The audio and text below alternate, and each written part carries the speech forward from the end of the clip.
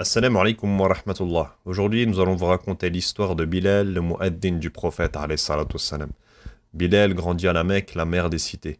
Il était esclave et appartenait à des orphelins de la tribu des Beni Abd-Dar. Leur père avait confié la tutelle de ses enfants à Umayya ibn Khalaf, une des têtes de la mécréance à Mecca. Lorsque, à la lumière de la nouvelle religion, la Mecque s'illumina et que le plus grand des prophètes professa l'attestation de foi, Bilal fut l'un des premiers à embrasser l'islam. Moins de 10 personnes avaient annoncé leur conversion à l'islam. Ils étaient les tout premiers à leur tête: Khadija bint Khuwaylid, Abu Bakr le véridique, Ali ibn Abi Talib, Ammar ibn Yasir, sa mère Soumaïa, Suhayb al-Rummi et Al-Miqdad ibn Aswad. Bilal avait rencontré de la part des polythéistes des méfaits que personne n'avait connus.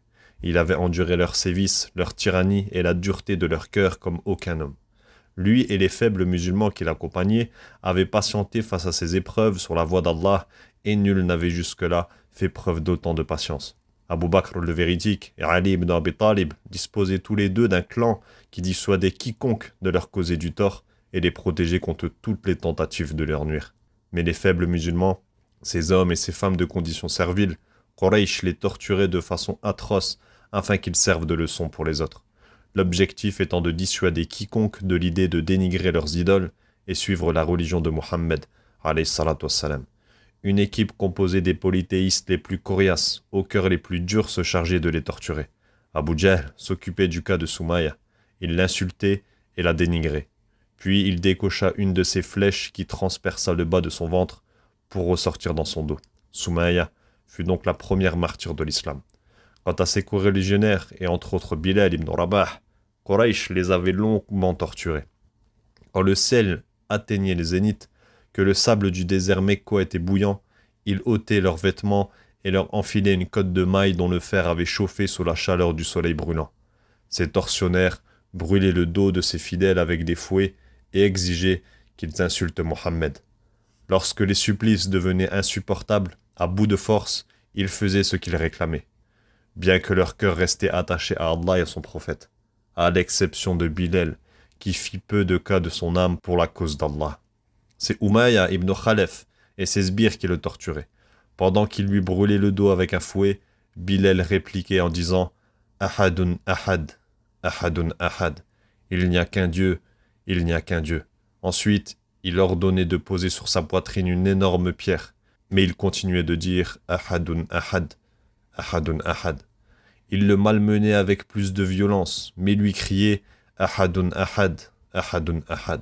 Il le forçait à dire du bien de leurs idoles, Allat et l'Uzza, mais il répondait en mentionnant Allah et son messager « Dis ce que nous disons », exigeait-il. Mais Bilal répondit « Ma langue ne peut pas prononcer de telles paroles ».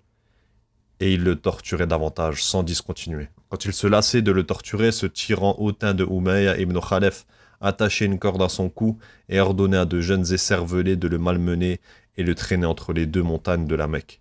Puis il ne cessait de répéter « Ahadun ahad, ahadun ahad ». Il ne se lassait pas de répéter ce qui était devenu son hymne et n'en était jamais rassasié. Abu Bakr le véridique proposa à Umayya ibn Khalaf de lui racheter Bilal, et l'homme en profita pour exiger un prix bien plus élevé que la normale. Il pensait qu'Abu Bakr refuserait de l'acheter à ce prix. Il le paya 9 kilos d'or. Une fois la transaction achevée, Umayya lui lança « Si tu ne m'avais proposé qu'un seul kilo d'or, je te l'aurais vendu. » Mais Abu Bakr rétorqua « Si tu n'avais accepté de me le vendre, même pour 100 kilos, je te l'aurais quand même acheté. » Il informa le prophète, alayhi salatu wassalam, qu'il avait racheté Bilal à Umayya pour le sauver des tortures qu'il lui faisait subir. Il lui demanda de l'associer à lui dans cet achat, mais Abu Bakr lui dit « Je l'ai affranchi pour qu'il retrouve sa liberté, ô messager d'Allah. » Bilal finira ses jours dans la région de Damas. Son épouse se tenait à ses côtés durant son agonie. Elle criait « Quelle tristesse !» Et à chaque fois, il rouvrait ses yeux et lui répondait en disant « Quelle joie !» Il lâcha son dernier soupir en répétant ces mots « Demain, nous rencontrerons notre bien-aimé Mohammed et ses compagnons. Demain, nous rencontrerons notre bien-aimé Mohammed et ses compagnons. »